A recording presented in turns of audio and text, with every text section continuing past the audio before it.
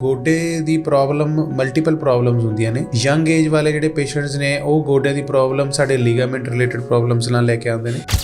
Old age ਦੇ ਵਿੱਚ ਜਦੋਂ 54 ਪਲੱਸ ਏਜ ਹੋ ਜਾਂਦੀ ਹੈ ਉਦੋਂ ਬਾਅਦ ਜਿਹੜੇ ਪੇਸ਼ੈਂਟ ਸਾਡੇ ਕੋਲ ਗੋਡਿਆਂ ਦੇ ਦਰਦ ਲਈ ਆਉਂਦੇ ਨੇ ਉਹਨਾਂ ਦੀ ਨਾਰਮਲ ਕੈਟਾਗਰੀ ਓਸਟੀਓਆਰਥਰਾਈਟਿਸ, ਜਿਹਨੂੰ ਮਤਲਬ ਗੋਡਿਆਂ ਦੀ ਗਰੀਸ ਖਤਮ ਹੋਣ ਦੀ ਪ੍ਰੋਬਲਮ ਕਰਕੇ ਉਹਨਾਂ ਦਾ ਗੋਡਿਆਂ ਦਾ ਦਰਦ ਸ਼ੁਰੂ ਹੋ ਜਾਂਦਾ ਹੈ। ਇਹ ਇੱਕ ਏਜਿੰਗ ਪ੍ਰੋਬਲਮ ਹੈ। ਇਹ ਐਸ ਸੱਚ ਕੋਈ ਬਿਮਾਰੀ ਨਹੀਂ ਹੈ, ਏਜਿੰਗ ਹੈ। ਜਿਵੇਂ ਸਾਡੀ ਏਜ ਦੇ ਨਾਲ ਬਾਲ ਚਿੱਟੇ ਹੋ ਜਾਂਦੇ ਨੇ, ਸਕਿਨ ਢਿੱਲੀ ਹੋ ਜਾਂਦੀਆਂ ਨੇ, ਹੱਡੀਆਂ 'ਚ ਕੈਲਸ਼ੀਅਮ ਘੱਟ ਜਾਂਦਾ ਹੈ, ਉਵੇਂ ਏਜਿੰਗ ਹੈ ਜਿਹਦੇ ਕਰਕੇ ਸਾਡੀ ਗਰੀਸ ਖਤਮ ਹੋਣ ਲੱਗ ਜਾਂਦੀ ਹੈ ਗੋਡਿਆਂ ਦੀ। ਅੱਜ ਕੱਲ੍ਹ ਇਹ ਜਿਹੜੀ ਏਜ ਹੈ 50 ਤੋਂ ਬਾਅਦ ਇਹ ਜਲਦੀ ਸਟਾਰਟ ਹੋ ਗਏ ਨੇ। ਪਹਿਲਾਂ 60-70 ਏਜ ਤੱਕ ਹੁੰਦੇ ਸੀ। ਉਹਦੇ ਕੁਝ ਕਾਰਨ ਨੇ। ਪਹਿਲੀ ਕਾਰਨ ਹੈ ਕਿ ਵੀ ਸਾਡਾ ਸਿਟੀਜ਼ ਦੇ ਵਿੱਚ ਜਿਹੜੇ ਲੋਕ ਨੇ ਉਹਨਾਂ ਦੀ ਐਕਸਰਸਾਈਜ਼, ਉਹਨਾਂ ਦੇ ਫਿਜ਼ੀਕਲ ਵਰਕ ਬਹੁਤ ਘੱਟ ਹੈ, ਜਿਹਦੇ ਕਰਕੇ ਸਰਕੂਲੇਸ਼ਨ ਸਾਡੀ ਨੀਜ਼ ਦੀ ਪ੍ਰੋਪਰ ਤਰੀਕੇ ਨਾਲ ਨਹੀਂ ਹੁੰਦੀ।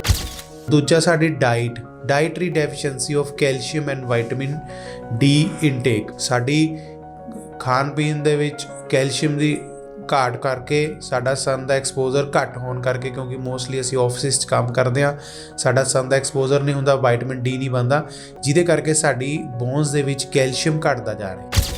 ਬੋਨਸ ਦੇ ਵਿੱਚ ਕੈਲਸ਼ੀਅਮ ਘਟਣ ਕਰਕੇ ਸਾਨੂੰ ਇਹ ਜਿਹੜੀ ਓਸਟੀਓਆਰਥਰਾਈਟਿਸ ਦੀ ਗੋਡੇ ਘਸਣ ਦੀ ਪ੍ਰੋਬਲਮ ਹੈ ਇਹ 50s ਦੇ ਵਿੱਚ ਆ ਰਹੀ ਹੈ। ਪਹਿਲਾਂ ਸਾਨੂੰ 70s ਦੇ ਵਿੱਚ ਆਉਂਦੀ ਸੀ, ਹੁਣ 50-60 ਦੇ ਵਿੱਚ ਆ ਰਹੀ ਹੈ।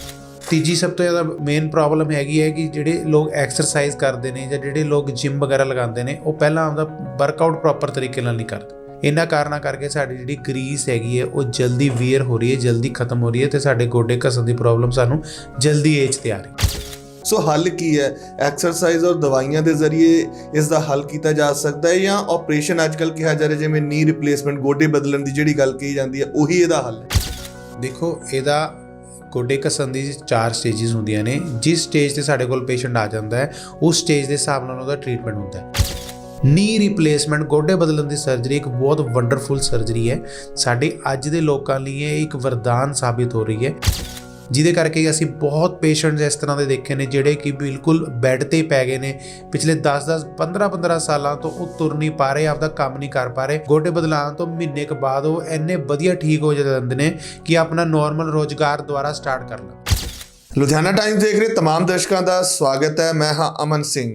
ਅਕਸਰ ਕਿਹਾ ਜਾਂਦਾ ਕਿ ਜਿਵੇਂ ਜਿਵੇਂ ਸਮਾਂ ਤੇਜ਼ੀ ਦੇ ਨਾਲ ਅੱਗੇ ਵੱਧ ਰਿਹਾ, ਲੋਕ ਜਿਹੜੇ ਨੇ ਮਾਡਰਨ ਹੋ ਰਹੇ ਨੇ, ਉਸ ਦੇ ਨਾਲ ਨਾਲ ਨਵੀਆਂ ਤੋਂ ਨਵੀਆਂ ਜਿਹੜੀਆਂ ਬਿਮਾਰੀਆਂ ਵੀ ਸਾਹਮਣੇ ਆ ਰਹੀਆਂ ਨੇ ਔਰ ਉਹਨਾਂ ਬਿਮਾਰੀਆਂ ਦਾ ਹੱਲ ਕਰਨ ਦੇ ਲਈ ਵੇਖਿਆ ਜਾ ਰਿਹਾ ਕਿ ਸਾਇੰਸ ਜਿਹੜੀ ਹੈ ਇਲਾਜ ਦੇ ਤੌਰ 'ਤੇ ਨਵੀਂ ਟੈਕਨੀਕ ਵੀ ਸਾਹਮਣੇ ਲੈ ਕੇ ਆ ਰਹੀ ਹੈ। ਸੋ ਅੱਜ ਅਸੀਂ ਗੱਲ ਕਰਾਂਗੇ ਇੱਕ ਪਰੇਸ਼ਾਨੀ ਅਕਸਰ ਮਰੀਜ਼ਾਂ ਦੇ ਵਿੱਚ ਵੇਖੀ ਜਾਂਦੀ ਹੈ, ਚਾਹੇ ਉਹ ਓਵਰ ਏਜ ਕਰਕੇ ਕਹਿ ਲਓ, ਉਮਰ ਦਰਾਜ਼ ਹੋਣ ਕਰਕੇ ਕਹਿ ਲਓ, ਕਿ ਅਕਸਰ ਉਹਨਾਂ ਦੇ ਗੋਡਿਆਂ ਦੇ ਵਿੱਚ ਜਿਹੜੀ ਪ੍ਰੋਬਲਮ ਹੁੰਦੀ ਹੈ, ਜਿਸ ਦੇ ਚਲਦੇ ਕਈ ਵਾਰ ਪੇਸ਼ੈਂਟ ਤੋਂ ਤੁਰਿਆ ਵੀ ਨਹੀਂ ਜਾਂਦਾ, ਉਹਨਾਂ ਨੂੰ ਕਾਫੀ ਪਰੇਸ਼ਾਨੀ ਦਾ ਸਾਹਮਣਾ ਕਰਨਾ ਪੈਂਦਾ। ਸੋ ਡਾਕਟਰਸ ਹੱਲ ਦੱਸਦੇ ਨੇ ਕਿ ਨੀ ਰਿਪਲੇਸਮੈਂਟ ਜਿਹੜਾ ਇੱਕ ਬਹੁਤ ਵਧੀਆ ਹੱਲ ਹੈ।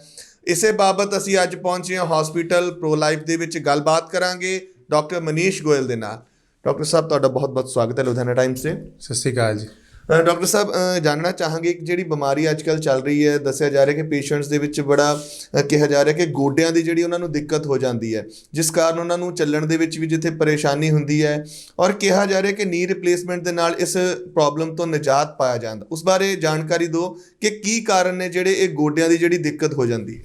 ਠੀਕ ਹੈ, ਦੇਖੋ, ਗੋਡੇ ਦੀ ਪ੍ਰੋਬਲਮ ਮਲਟੀਪਲ ਪ੍ਰੋਬਲਮਸ ਹੁੰਦੀਆਂ ਨੇ। ਯੰਗ ਏਜ ਵਾਲੇ ਜਿਹੜੇ ਪੇਸ਼ੈਂਟਸ ਨੇ ਉਹ ਗੋਡਿਆਂ ਦੀ ਪ੍ਰੋਬਲਮ ਸਾਡੇ ਲੀਗਾਮੈਂਟ ਰਿਲੇਟਡ ਪ੍ਰੋਬਲਮਸ ਨਾਲ ਲੈ ਕੇ ਆਉਂਦੇ ਨੇ। ਓਲਡ ਏਜ ਦੇ ਵਿੱਚ ਜਦੋਂ 54 ਪਲੱਸ ਏਜ ਹੋ ਜਾਂਦੀ ਹੈ ਉਦੋਂ ਬਾਅਦ ਜਿਹੜੇ ਪੇਸ਼ੈਂਟ ਸਾਡੇ ਕੋਲ ਗੋਡਿਆਂ ਦੇ ਦਰਦ ਲਈ ਆਉਂਦੇ ਨੇ ਉਹਨਾਂ ਦੀ ਨਾਰਮਲ ਕੈਟਾਗਰੀ ਓਸਟੀਓਆਰਥਰਾਈਟਿਸ, ਜਿਹਨੂੰ ਮਤਲਬ ਗੋਡਿਆਂ ਦੀ ਗਰੀਸ ਖਤਮ ਹੋਣ ਦੀ ਪ੍ਰੋਬਲਮ ਕਰਕੇ ਉਹਨਾਂ ਦਾ ਗੋਡਿਆਂ ਦਾ ਦਰਦ ਸ਼ੁਰੂ ਹੋ ਜਾਂਦਾ ਹੈ। ਇਹ ਇੱਕ ਏਜਿੰਗ ਪ੍ਰੋਬਲਮ ਹੈ। ਇਹ ਐਸ ਸੱਚ ਕੋਈ ਬਿਮਾਰੀ ਨਹੀਂ ਹੈ, ਏਜਿੰਗ ਹੈ। ਜਿਵੇਂ ਸਾਡੀ ਏਜ ਦੇ ਨਾਲ ਬਾਲ ਚਿੱਟੇ ਹੋ ਜਾਂਦੇ ਨੇ, ਸਕਿਨ ਢਿੱਲੀ ਹੋ ਜਾਂਦੀਆਂ ਨੇ, ਹੱਡੀਆਂ 'ਚ ਕੈਲਸ਼ੀਅਮ ਘੱਟ ਜਾਂਦਾ ਹੈ, ਉਵੇਂ ਏਜਿੰਗ ਹੈ ਜਿਹਦੇ ਕਰਕੇ ਸਾਡੀ ਗਰੀਸ ਖਤਮ ਹੋਣ ਲੱਗ ਜਾਂਦੀ ਹੈ ਗੋਡਿਆਂ ਦੀ, ਜਿਹਦੇ ਕਰਕੇ ਗੋਡੇ ਘਸ ਜਾਂਦੇ ਨੇ, ਫਿਰ ਸਾਨੂੰ ਉਹ ਦਰਦ ਕਰਨ ਲੱਗ ਜਾਂਦੇ ਨੇ, ਲੰਗ ਵੱਜਣ ਲੱਗ ਜਾਂਦੇ। ਅੱਜ ਕੱਲ੍ਹ ਇਹ ਜਿਹੜੀ ਏਜ ਹੈ 50 ਤੋਂ ਬਾਅਦ ਇਹ ਜਲਦੀ ਸਟਾਰਟ ਹੋ ਗਏ ਨੇ। ਪਹਿਲਾਂ 60-70 ਏਜ ਤੱਕ ਹੁੰਦੇ ਸੀ। ਉਹਦੇ ਕੁਝ ਕਾਰਨ ਨੇ। ਪਹਿਲੀ ਕਾਰਨ ਹੈ ਕਿ ਵੀ ਸਾਡਾ ਸਿਟੀਜ਼ ਦੇ ਵਿੱਚ ਜਿਹੜੇ ਲੋਕ ਨੇ ਉਹਨਾਂ ਦੀ ਐਕਸਰਸਾਈਜ਼, ਉਹਨਾਂ ਦੇ ਫਿਜ਼ੀਕਲ ਵਰਕ ਬਹੁਤ ਘੱਟ ਹੈ, ਜਿਹਦੇ ਕਰਕੇ ਸਰਕੂਲੇਸ਼ਨ ਸਾਡੀ ਨੀਜ਼ ਦੀ ਪ੍ਰੋਪਰ ਤਰੀਕੇ ਨਾਲ ਨਹੀਂ ਹੁੰਦੀ। ਪਰ ਉਹ ਦੂਜਾ ਸਾਡੀ dietary deficiency of calcium and vitamin D intake. ਸਾਡੀ ਖਾਣ ਪੀਣ ਦੇ ਵਿੱਚ ਕੈਲਸ਼ੀਅਮ ਦੀ ਘਾਟ ਕਰਕੇ, ਸਾਡਾ ਸਨ ਦਾ ਐਕਸਪੋਜ਼ਰ ਘੱਟ ਹੋਣ ਕਰਕੇ, ਕਿਉਂਕਿ ਮੋਸਟਲੀ ਅਸੀਂ ਆਫਿਸ 'ਚ ਕੰਮ ਕਰਦੇ ਹਾਂ, ਸਾਡਾ ਸਨ ਦਾ ਐਕਸਪੋਜ਼ਰ ਨਹੀਂ ਹੁੰਦਾ, ਵਿਟਾਮਿਨ ਡੀ ਨਹੀਂ ਬਣਦਾ, ਜਿਹਦੇ ਕਰਕੇ ਸਾਡੀ ਬੋਨਸ ਦੇ ਵਿੱਚ ਕੈਲਸ਼ੀਅਮ ਘਟਦਾ ਜਾ ਰਿਹਾ। ਬੋਨਸ ਦੇ ਵਿੱਚ ਕੈਲਸ਼ੀਅਮ ਘਟਣ ਕਰਕੇ ਸਾਨੂੰ ਇਹ ਜਿਹੜੀ ਓਸਟੀਓਆਰਥਰਾਈਟਿਸ ਦੀ ਗੋਡੇ ਘਸਣ ਦੀ ਪ੍ਰੋਬਲਮ ਹੈ, ਇਹ 50s ਦੇ ਵਿੱਚ ਆ ਰਹੀ ਹੈ। ਪਹਿਲਾਂ ਸਾਨੂੰ 70s ਦੇ ਵਿੱਚ ਆਉਂਦੇ ਸੀ, ਹੁਣ 50-60 ਦੇ ਵਿੱਚ ਆ ਰਹੀ ਹੈ। ਤੀਜੀ ਸਭ ਤੋਂ ਜ਼ਿਆਦਾ ਮੇਨ ਪ੍ਰੋਬਲਮ ਹੈਗੀ ਹੈ ਕਿ ਜਿਹੜੇ ਲੋਕ ਐਕਸਰਸਾਈਜ਼ ਕਰਦੇ ਨੇ ਜਾਂ ਜਿਹੜੇ ਲੋਕ ਜਿਮ ਵਗੈਰਾ ਲਗਾਉਂਦੇ ਨੇ, ਉਹ ਪਹਿਲਾਂ ਆਪਦਾ ਵਰਕਆਊਟ ਪ੍ਰੋਪਰ ਤਰੀਕੇ ਨਾਲ ਨਹੀਂ ਕਰਦੇ। ਇਹਨਾਂ ਕਾਰਨਾਂ ਕਰਕੇ ਸਾਡੀ ਜਿਹੜੀ ਗਰੀਸ ਹੈਗੀ ਹੈ ਉਹ ਜਲਦੀ ਵੀਅਰ ਹੋ ਰਹੀ ਹੈ, ਜਲਦੀ ਖਤਮ ਹੋ ਰਹੀ ਹੈ, ਅਤੇ ਸਾਡੇ ਗੋਡੇ ਘਸਣ ਦੀ ਪ੍ਰੋਬਲਮ ਸਾਨੂੰ ਜਲਦੀ ਏਜ 'ਤੇ ਆ ਰਹੀ ਹੈ। ਡਾਕਟਰ ਸਾਹਿਬ, ਤੁਸੀਂ ਮੁੱਖ ਜਾਣਕਾਰੀ ਦਿੱਤੀ ਕਿ ਜਿਹੜੀ ਗੋਡਿਆਂ ਦੀ ਗਰੀਸ ਕਿਹਾ ਜਾਂਦਾ ਖਤਮ ਹੋ ਜਾਂਦੀ ਹੈ, ਉਸ ਕਰਕੇ ਇਹ ਦਿੱਕਤ ਆਉਂਦੀ ਹੈ।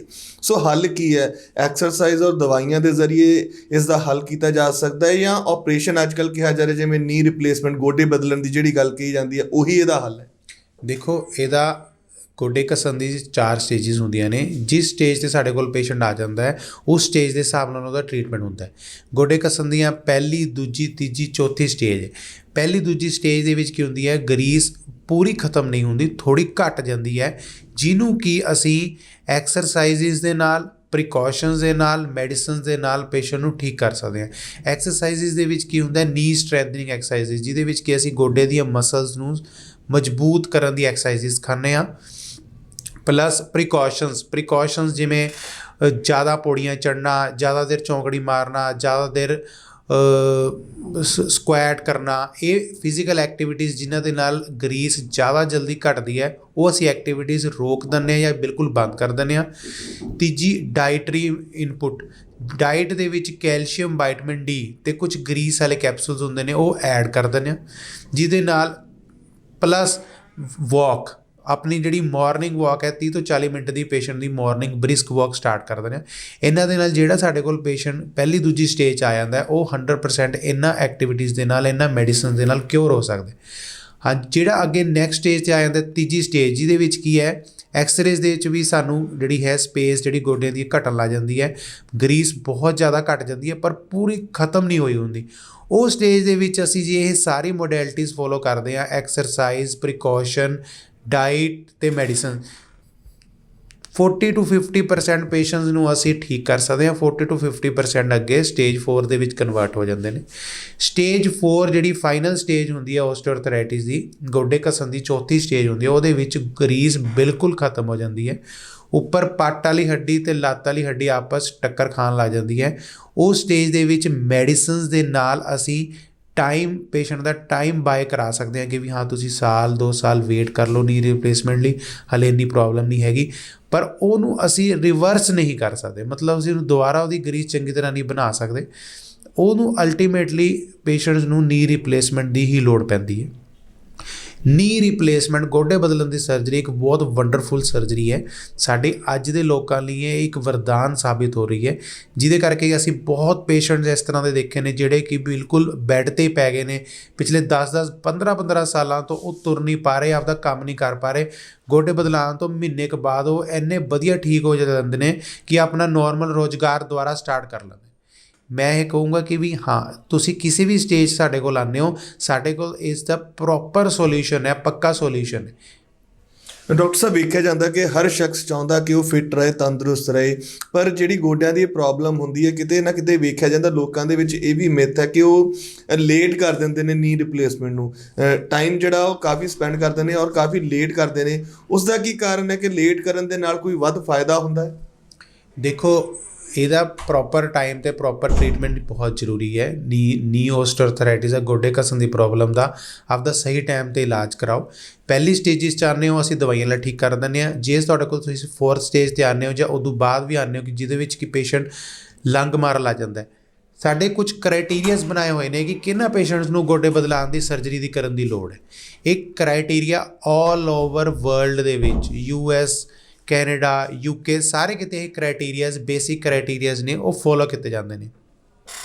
ਜਿਹੜਾ ਪੇਸ਼ੈਂਟ ਨੋਰਮਲ ਆਪਣਾ 50-60 ਏਜ ਦੇ ਵਿੱਚ ਫਿਜ਼ੀਕਲੀ ਫਿੱਟ ਹੈ, ਸਿਰਫ ਗੋਡਿਆਂ ਦੀ ਪ੍ਰੋਬਲਮ ਕਰਕੇ ਆਪਦਾ ਮਾਰਨਿੰਗ ਵਾਕ ਨਹੀਂ ਕਰ ਪਾ ਰਿਹਾ, ਗੋਡਿਆਂ ਦੀ ਪ੍ਰੋਬਲਮ ਕਰਕੇ ਆਪਣੇ ਨੇਬਰ ਦੇ ਵਿੱਚ ਆਂਢ ਗੁਆਂਢ 'ਚ ਮਿਲਣ ਜਾ ਨਹੀਂ ਪਾ ਰਿਹਾ, ਗੋਡਿਆਂ ਦੀ ਪ੍ਰੋਬਲਮ ਕਰਕੇ ਆਪਣੀ ਕਾਰ ਡਰਾਈਵਿੰਗ, ਸਕੂਟਰ ਡਰਾਈਵਿੰਗ ਜਾਂ ਬੱਸ 'ਤੇ ਟਰੈਵਲ ਤੋਂ ਆਪਣਾ ਰੋਕ ਰਿਹਾ ਆਪਦੇ ਆਪ ਨੂੰ ਕਿ ਨਹੀਂ ਮੈਂ ਨਹੀਂ ਜਾਣਾ, ਗੋਡਿਆਂ ਦੀ ਪ੍ਰੋਬਲਮ ਕਰਕੇ ਆਪਣੇ ਕਿਚਨ ਦੇ ਵਿੱਚ ਖੜ੍ਹੇ ਹੋ ਕੇ ਅੱਧਾ ਪੌਣਾ ਘੰਟਾ ਕੋਈ ਕੰਮ ਕਰਨ ਤੋਂ ਆਪਦੇ ਆਪ ਨੂੰ ਪਰਹੇਜ਼ ਕਰ ਰਿਹਾ ਹੈ, ਜਾਂ ਆਪਣੇ ਦੋਸਤ ਮਿੱਤਰ ਕੋਲ ਖੜ੍ਹੇ ਹੋ ਕੇ ਅੱਧੇ ਪੌਣੇ ਘੰਟਾ ਕੋਈ ਗੱਲਬਾਤ ਕਰਨੀ ਹੈ ਜਾਂ ਆਪਦਾ ਆਫਿਸ ਦਾ ਕੰਮ ਕਰਨਾ ਹੈ। ਇਹ ਸਾਰੇ ਕੰਮ ਜੇ ਤੁਹਾਡੇ ਗੋਡਿਆਂ ਦੀ ਪ੍ਰੋਬਲਮ ਕਰਕੇ ਤੁਹਾਨੂੰ ਰਿਸਟ੍ਰਿਕਟ ਕਰ ਰਹੇ ਨੇ, ਪਲੱਸ ਤੁਹਾਨੂੰ on end of pain killer ਲੈਣੇ ਪੈ ਰਹੇ ਨੇ, ਹਫ਼ਤੇ 'ਚ 3 ਦਿਨ ਤੋਂ ਵੱਧ ਪੇਨ ਕਿਲਰ ਲੈਣੇ ਪੈਣੇ ਨੇ ਜਾਂ ਰੋਜ਼ ਪੇਨ ਕਿਲਰ ਲੈਣੇ ਪੈ ਰਹੇ ਨੇ, ਤਾਂ ਤੁਹਾਨੂੰ ਆਪਣੀ ਸਿਹਤ ਖਰਾਬ ਕਰਨ ਦੀ ਲੋੜ ਨਹੀਂ ਹੈ, ਤੁਹਾਨੂੰ ਆਪਣਾ ਟਾਈਮ ਖਰਾਬ ਕਰਨ ਦੀ ਲੋੜ ਨਹੀਂ ਹੈ। ਯੂ ਨੀਡ ਨੀ ਰਿਪਲੇਸਮੈਂਟ ਸਰਜਰੀ, ਤੁਹਾਨੂੰ ਗੋਡੇ ਬਦਲਾਉਣ ਦੀ ਸਰਜਰੀ ਕਰਾ ਲੈਣੀ ਚਾਹੀਦੀ ਹੈ। ਸਾਡੇ ਕੋਲ ਬਹੁਤ ਪੇਸ਼ੈਂਟਸ ਆਏ ਨੇ ਕਿ 10-10 12-12 ਸਾਲ ਤੋਂ ਨਹੀਂ ਜੀ ਅਸੀਂ ਸਰਜਰੀ ਨਹੀਂ ਕਰਾਉਣੀ ਸੀ, ਅਸੀਂ ਪੇਨ ਕਿਲਰ ਖਾ ਰਹੇ ਹਾਂ, ਹੋਰ ਇੰਨਾ ਜ਼ਿਆਦਾ ਆਪਣਾ ਲਾਸ ਕਰਕੇ ਆਏ ਨੇ। ਜਿਹੜੀ ਅਸੀਂ ਉਰੇ ਪ੍ਰੋ ਲਾਈਫ ਦੇ ਵਿੱਚ ਸਰਜਰੀ ਫੋਲੋ ਕਰ ਰਹੇ ਹਾਂ ਗੋਡੇ ਬਦਲਣ ਦੀ, ਉਹ ਨਿਊ ਲੇਟੈਸਟ ਟੈਕਨੀਕ ਫੋਲੋ ਕਰ ਰਹੇ ਹਾਂ ਜਿਹਨੂੰ ਸਟਿਚਲੈਸ TKR ਬੋਲਦੇ ਨੇ, ਜਿਹਦੇ ਵਿੱਚ ਬਾਹਰ ਕੋਈ ਟਾਂਕਾ ਨਹੀਂ ਲੱਗਦਾ, ਮਸਲ ਦੀ ਕੋਈ ਚੀਰ ਫਾੜ ਨਹੀਂ ਹੁੰਦੀ, ਕੋਈ ਬਲੀਡਿੰਗ ਨਹੀਂ ਹੁੰਦੀ, ਕੋਈ ਪੇਨ ਨਹੀਂ ਹੁੰਦਾ, ਜ਼ੀਰੋ ਪੇਨ ਹੈਗਾ। ਨੈਕਸਟ ਡੇ ਤੋਂ ਅਸੀਂ ਪੇਸ਼ੈਂਟ ਨੂੰ ਤੁਰਨ ਫਿਰਨ ਲਾ ਦਿੰਦੇ ਹਾਂ, ਵੋਕਰ ਦੇ ਨਾਲ ਤੁਰ ਫਿਰ ਸਕਦਾ ਹੈ। ਨਾ ਆਪਰੇਸ਼ਨ ਵੇਲੇ ਨਾ ਆਪਰੇਸ਼ਨ ਤੋਂ ਬਾਅਦ ਕੋਈ ਵੀ ਪੇਸ਼ੈਂਟ ਨੂੰ ਪੇਨ ਨਹੀਂ ਹੁੰਦਾ। ਅਸੀਂ ਅੱਜ ਤੱਕ ਨੀ ਰਿਪਲੇਸਮੈਂਟ ਗੋਡੇ ਬਦਲਣ ਵਾਲੇ ਮਰੀਜ਼ਾਂ ਨੂੰ ਕਦੇ ਬਲੱਡ ਟ੍ਰਾਂਸਫਿਊਜ਼ ਨਹੀਂ ਕੀਤਾ। ਸਾਨੂੰ ਕਿਸੇ ਵੀ ਪੇਸ਼ੈਂਟ ਨੂੰ ਖੂਨ ਦੀ ਬੋਤਲ ਚੜਾਉਣ ਦੀ ਲੋੜ ਨਹੀਂ ਪੈਂਦੀ, ਕਿਉਂਕਿ ਸਾਡੇ ਇੱਥੇ ਜ਼ੀਰੋ ਬਲੱਡ ਲੋਸ ਸਰਜਰੀ ਹੁੰਦੀ ਹੈ। ਕਿਸੇ ਵੀ ਪੇਸ਼ੈਂਟ ਨੂੰ ਜਿਹੜੇ ਅਸੀਂ ਸਟਿਚਲੈਸ ਟੈਕਨੀਕ ਫੋਲੋ ਕਰਦੇ ਹਾਂ, ਜਿਵੇਂ ਡਾਇਬਟਿਕ ਪੇਸ਼ੈਂਟ ਨੇ, ਸ਼ੂਗਰ ਵਾਲੇ ਮਰੀਜ਼ ਨੇ ਜਾਂ ਓਲਡ ਏਜ ਵਾਲੇ ਮਰੀਜ਼ ਨੇ, ਉਹ ਡਰਦੇ ਨੇ ਕਿ ਸਾਡਾ ਜ਼ਖਮ ਨਹੀਂ ਭਰੂਗਾ, ਸਾਨੂੰ ਜ਼ਖਮ 'ਚ ਇਨਫੈਕਸ਼ਨ ਨਾ ਹੋ ਜੇ। ਜਿਹੜੀ ਸਟਿਚਲੈਸ TKR ਹੈਗੀ, ਜਿਹਦੇ 'ਚ ਬਾਹਰ ਕੋਈ ਟਾਂਕਾ ਨਹੀਂ ਲੱਗਦਾ, ਉਹਦੇ ਵਿੱਚ ਜ਼ੀਰੋ ਇਨਫੈਕਸ਼ਨ ਰੇਟ ਹੈ। ਅੱਜ ਤੱਕ ਸਾਡੇ ਕਿਸੇ ਵੀ ਮਰੀਜ਼ ਨੂੰ ਕੋਈ ਇਨਫੈਕਸ਼ਨ ਨਹੀਂ ਹੋਈ, ਕੋਈ ਤੁਹਾਨੂੰ 12-15 ਦਿਨਾਂ ਬਾਅਦ ਆ ਕੇ ਕੋਈ ਟਾਂਕੇ ਖਿਲਾਉਣ ਦੀ ਲੋੜ ਨਹੀਂ ਪੈਂਦੀ। ਪੇਸ਼ੈਂਟ ਨੈਕਸਟ ਡੇ ਤੋਂ ਪੂਰਾ ਦਾ ਪੂਰਾ ਗੋਡਾ 120 ਤੋਂ 30 ਡਿਗਰੀ ਦਾ ਗੋਡਾ ਮੋੜ ਸਕਦਾ ਹੈ, 3 ਦਿਨ ਬਾਅਦ ਪੌੜੀਆਂ ਚੜ੍ਹ ਸਕਦਾ ਹੈ। ਇਹ ਟੈਕਨੀਕ ਦੇ ਨਾਲ ਕੋਈ ਡਰਨ ਦੀ ਲੋੜ ਨਹੀਂ ਹੈਗੀ। ਆਪਣਾ ਟਾਈਮ 'ਤੇ ਆ ਕੇ ਆਪਰੇਟ ਕਰਾਉਣ ਦਾ ਇਹ ਫਾਇਦਾ ਹੈਗਾ ਕਿ ਤੁਸੀਂ ਜਿਹੜੀ ਆਪਣੀ ਅੱਗੇ ਦੀ ਜ਼ਿੰਦਗੀ ਹੈਗੀ ਉਹ ਵਧੀਆ ਤਰੀਕੇ ਨਾਲ ਚਲਾ ਲੈਂਦੇ। ਜਿਹੜੇ ਅਸੀਂ ਉਰੇ ਪਾਉਂਦੇ ਹਾਂ US FDA ਅਪਰੂਵਡ ਇੰਪਲਾਂਟ ਪਾਉਂਦੇ ਹਾਂ, ਜਿਨ੍ਹਾਂ ਦੀ ਕਿ 30 ਤੋਂ 35 ਸਾਲ ਸਰਵਾਈਵਲ ਹੈ। ਬਾਏ ਕੰਪਨੀ 30 to 35 ਈਅਰਸ ਉਹ ਇੰਪਲਾਂਟ ਸਰਵਾਈਵ ਕਰ ਸਕਦਾ। ਕੋਈ 50-55 ਸਾਲ ਦੀ ਉਮਰ 'ਤੇ ਵੀ ਬੰਦਾ ਗੋਡੇ ਬਦਲਾਉਂਦਾ ਹੈ ਤਾਂ ਉਮਰ ਭਰ ਲਈ ਉਹ ਆਪਣੀ ਪ੍ਰੋਬਲਮ ਤੋਂ ਨਿਜਾਤ ਪਾ ਸਕਦਾ। ਡਾਕਟਰ ਸਾਹਿਬ, ਦਰਸ਼ਕਾਂ ਦੇ ਲਈ ਕੀ ਮੈਸੇਜ ਹੈ ਜੋ ਇਸ ਬਿਮਾਰੀ ਤੋਂ ਪਰੇਸ਼ਾਨ ਨੇ, ਕਿੱਦਾਂ ਹੱਲ ਕਰ ਸਕਦੇ ਨੇ ਔਰ ਕਿੱਦਾਂ ਆਪਣੇ ਆਪ ਨੂੰ ਬਿਹਤਰ ਰੱਖ ਸਕਦੇ ਨੇ, ਔਰ ਜੇਕਰ ਕੋਈ ਤੁਹਾਡੇ ਨਾਲ ਕੰਟੈਕਟ ਕਰਨਾ ਚਾਹੇ ਤਾਂ ਕਿਸ ਤਰ੍ਹਾਂ ਕਰ ਸਕਦਾ, ਉਹ ਵੀ ਦੱਸ ਦਿਓ। ਦੇਖੋ, ਮੇਰੀ ਆਮ ਜਨਤਾ ਨੂੰ ਇਹੀ ਮੈਸੇਜ ਹੈ ਕਿ ਆਪਣੀ ਪ੍ਰੋਬਲਮ ਨੂੰ ਵਧਾਓ ਨਾ। ਤੁਸੀਂ ਆਪਣੇ ਡਾਕਟਰ ਨੂੰ, ਨੀ ਰਿਪਲੇਸਮੈਂਟ ਸਰਜਨ ਨੂੰ ਸਾਡੇ ਕੋਲ ਆ ਕੇ ਚੈੱਕਅਪ ਕਰਾਓ। ਅਰਲੀ ਸਟੇਜਿਸ ਦੇ ਵਿੱਚ ਵੀ ਇਹਦਾ ਟਰੀਟਮੈਂਟ ਕਰਾਉਣ ਦਾ ਬਹੁਤ ਫਾਇਦਾ ਹੁੰਦਾ ਹੈ ਕਿ ਤੁਹਾਨੂੰ ਬਾਅਦ 'ਚ ਪ੍ਰੋਬਲਮ ਨਹੀਂ ਆਉਂਦੀ। ਅਰਲੀ ਸਟੇਜਿਸ ਦੇ ਵਿੱਚ ਇਹ ਟਰੀਟਮੈਂਟ ਕਰਾ ਲੈਂਦੇ ਹਾਂ। ਜਿਹਨੂੰ ਹੁਣੇ ਗੋਡੇ ਦੀ ਪ੍ਰੋਬਲਮ ਸਟਾਰਟ ਹੋਈ ਹੈ, ਹੁਣੇ ਗੋਡੇ 'ਚ ਦਰਦ ਸਟਾਰਟ ਹੋਇਆ, ਉਹਨੂੰ ਅਸੀਂ ਮੈਡੀਸਨਸ, ਐਕਸਰਸਾਈਜ਼ ਅਤੇ ਪ੍ਰੀਕਾਸ਼ਨ ਨਾਲ ਬਿਲਕੁਲ ਠੀਕ ਕਰ ਦਾਂਗੇ, ਤਾਂ ਕਿ ਜੋ ਤੁਹਾਨੂੰ ਇਨ ਫਿਊਚਰ ਰਿਪਲੇਸਮੈਂਟ ਦੀ ਲੋੜ ਨਾ ਪਵੇ।